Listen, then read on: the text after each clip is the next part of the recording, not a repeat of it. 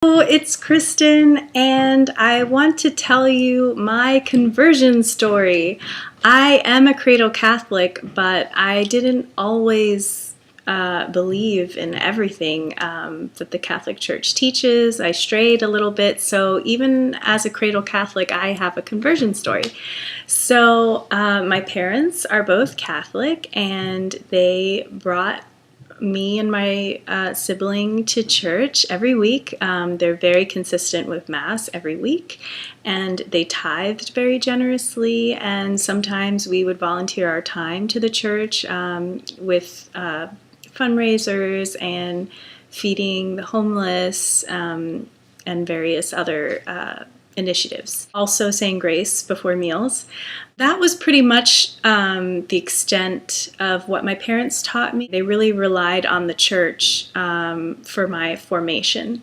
So because my parents, I guess they're private about their faith, or they're growing, I'm not sure. Because that was the environment that I grew up in, I did stray a bit because there's only so much that can be taught in the CCD classes that Catholic kids go to. I think mine was once a week, and we had summer break, and any class of that sort, it takes a while to get to the material because kids are just talking and having fun. And so I did learn a lot in those CCD classes, but it took time for me to really understand and appreciate the fullness of the Catholic faith. So I guess it was in middle school when I was attracted to Protestant churches because they're fun and they have guitars and drums. I mean, some Catholic churches now have guitars and drums in their contemporary services. But Protestant churches just had all these fun activities and like concerts and ice cream and water balloons, just so many crazy things that really pull people in. And so I became very involved in a non-denominational church. I was part of the praise and worship team, was just very committed to that ministry, and I was pretty much like a leader in the youth and the music ministry, and I was, singing on stage at the services. I also performed dances to religious Christian songs. The pastor's daughter would choreograph them, and it was a lot of fun. And but during this time, my parents only let me go to these Protestant services if I also went to Catholic Mass. So that is how I rebelled against my parents, was after going to Mass, I went to more church, I went to Protestant churches. So I was very involved in that one particular church, and I also went to various other Protestant churches that my friends went to. I remember a Pentecostal church, they were speaking in tongues, I didn't understand what was going on. I also went to some conservative Protestant churches that were sort of similar to the Catholic Mass. But a turning point for me was in these Protestant services, there would often be PowerPoints in the service with Bible verses.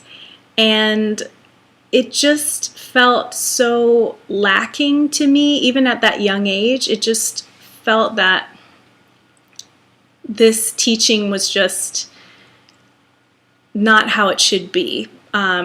A person who was pulling one verse out of context and teaching their interpretation of it. And, some of these pastors were very young. Some of them were more educated than others. And I just, in that moment, I was only 13 or so, just really appreciated the Catholic Mass that I was attending, because every Catholic Mass, which is offered every day of the year except Good Friday, but on Good Friday we do read from the Bible, but every Mass, every day, has a reading from the Old Testament, has a psalm that's sung often, or it's read, especially for the daily Masses, and there's a chunk from the New Testament and from the Gospel. And some of our prayers are straight out of the Bible as well. So I loved that in the Catholic Mass, so much of the Bible is read every single day. And the homily, or what Protestants call the sermon, is general with what the main message of the readings is trying to portray. It's not like a dissecting of a verse or word. It's beautiful. I just love it. And the Catholic Church follows a 3-year cycle. So all around the world, all Catholics worldwide are reading the same readings from the Bible, and we follow this cycle. So there's year A, year B, year C, and then after those 3 years we go back to year A. So that whole cycle, I believe, covers over 70% of the Bible. So we read a lot of the Bible together, and it's just beautiful. And I know some Protestant churches actually follow the Catholics' cycle because it's just such a wonderful way to make sure that everyone is getting their Bible readings. Anyway, so at a very young age, I noticed that and didn't like it. And so I moved away from the Protestant churches into the Catholic faith. And I, at that point, was a bit of a relativist without even realizing it, because I had friends who believed other things, and I viewed that as great. You know, if you're Buddhist, that's great. Like, whatever makes you a better person, that's good for you. Catholicism helps me to be a better person, and that's good for me. But now I am realizing that there is truth and goodness in the religions of the world. You know, they teach kindness, compassion, service, and that's beautiful and holy and wonderful. Or the faiths of the world lack Jesus, which is the only religion where God physically and really comes to us. It's not just us reaching for God and trying to come up with ways to become closer to Him. It's the faith where God came to us and showed us how to live and how to love Him.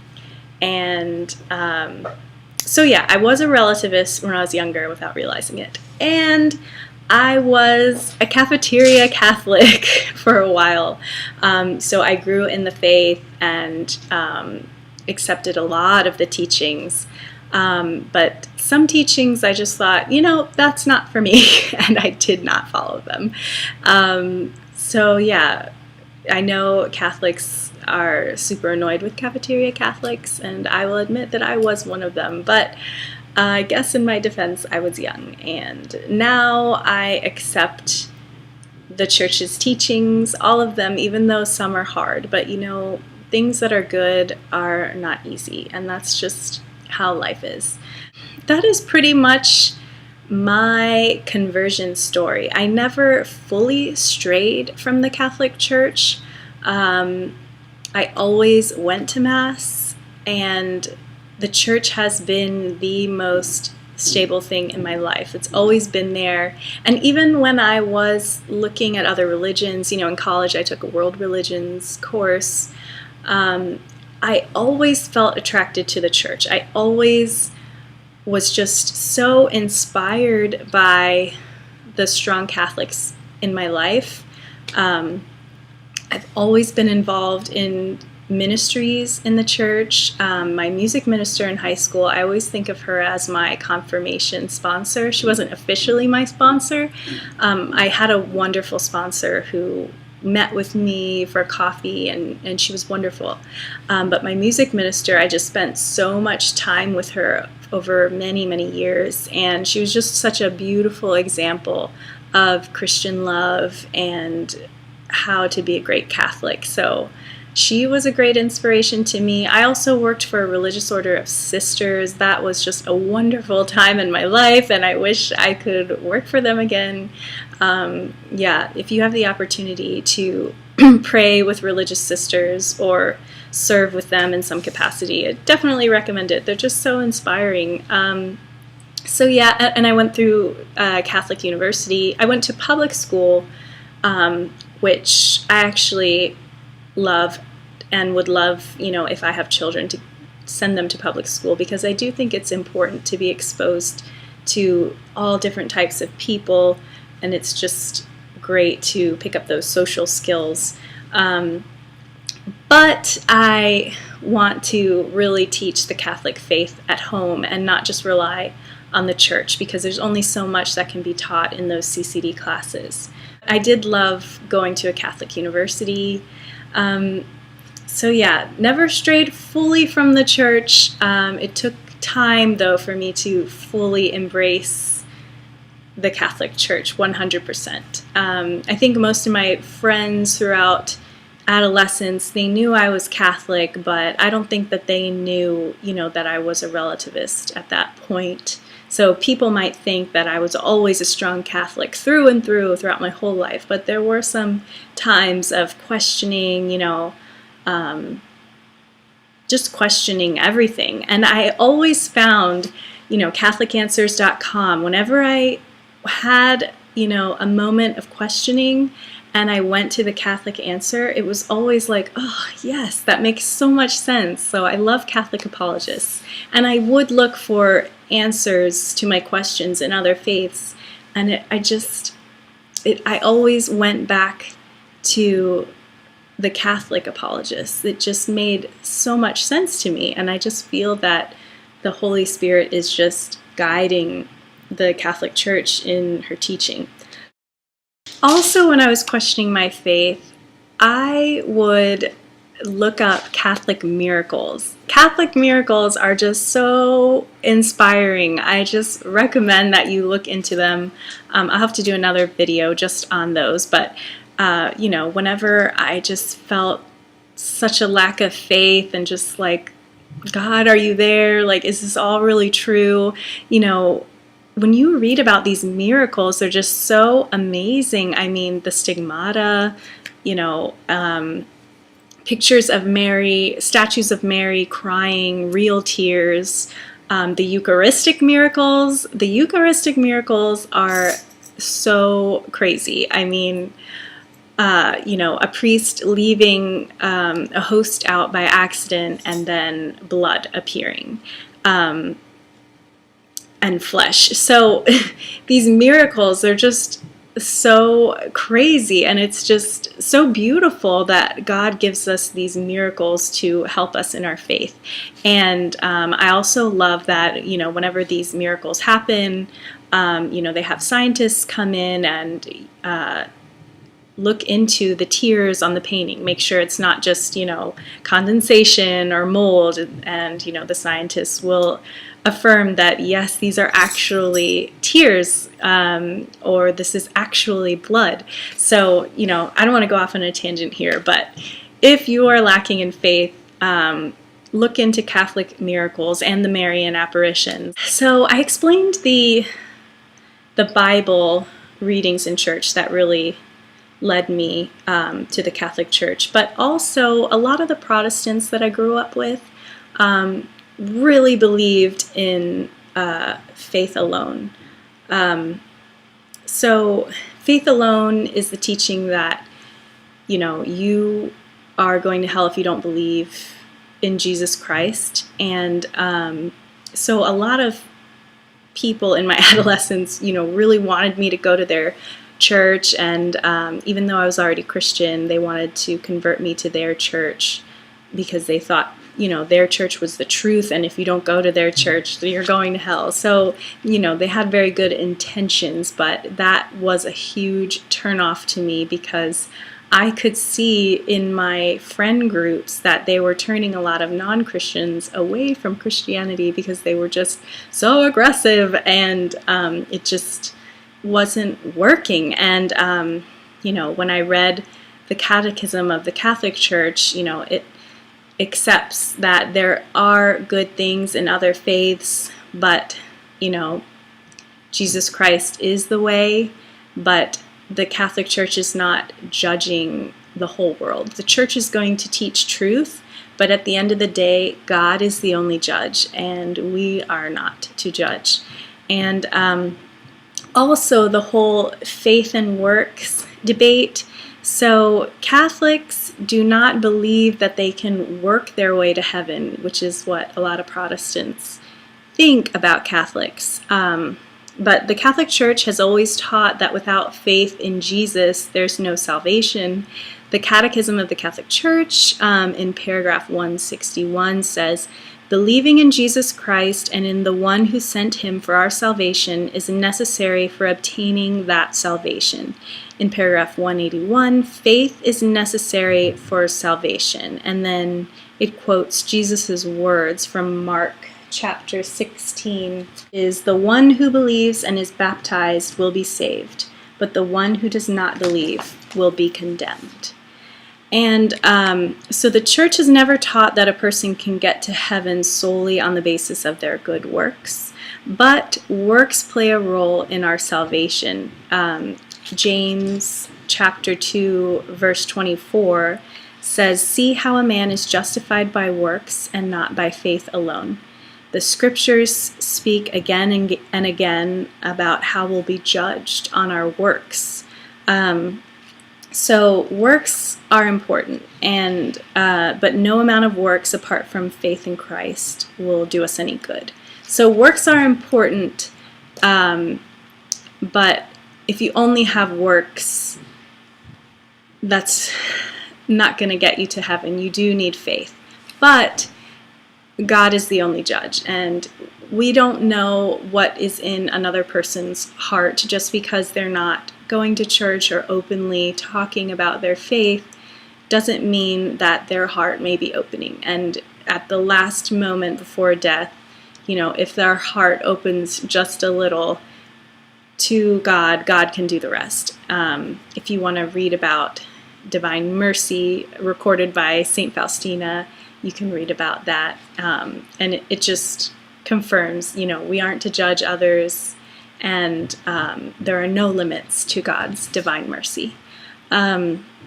So the whole faith and works debate also led me to the Catholic Church. Because with faith, that changes our lives, and that's also why we do works, not because we'll be judged, but because how can you believe in Jesus and not change your life? If you truly believe in Jesus, your life changes, and good fruit, which are the good works, start to come out of your life. Also, with works, I believe the Greek word is pistis. I may be pronouncing it wrong, for faith, pistis, in the original Greek in the Bible. So that word actually isn't even translated to faith. It is translated to trust, I believe, trust in God. And so to translate it to faith doesn't make sense. Trust in God would include both faith and works. So dividing faith and works just doesn't make sense. So I didn't like that, the Protestant belief in faith alone. So yeah, I think I've covered everything. But if you haven't watched my earlier videos, the main reasons why I'm Christian, one, is the evidence for Jesus' resurrection. So I made a video about that. And the main reason why I've chosen the Catholic Church is because of apostolic succession, the early church fathers and what they believed, specifically real presence, the veneration of Mary, and the fact that Jesus started a church. He didn't leave us with a Bible, he left us with a church, and he started his church with Peter, and so he was the first leader of the church, and so on through the years, laid hands on the next leader, all the way to Pope Francis. So those are the main reasons why I've chosen the Catholic Church. I definitely, as I explained, explored other faiths, and, especially during the rebellious stage, really wanted to rebel against my parents, and do something else.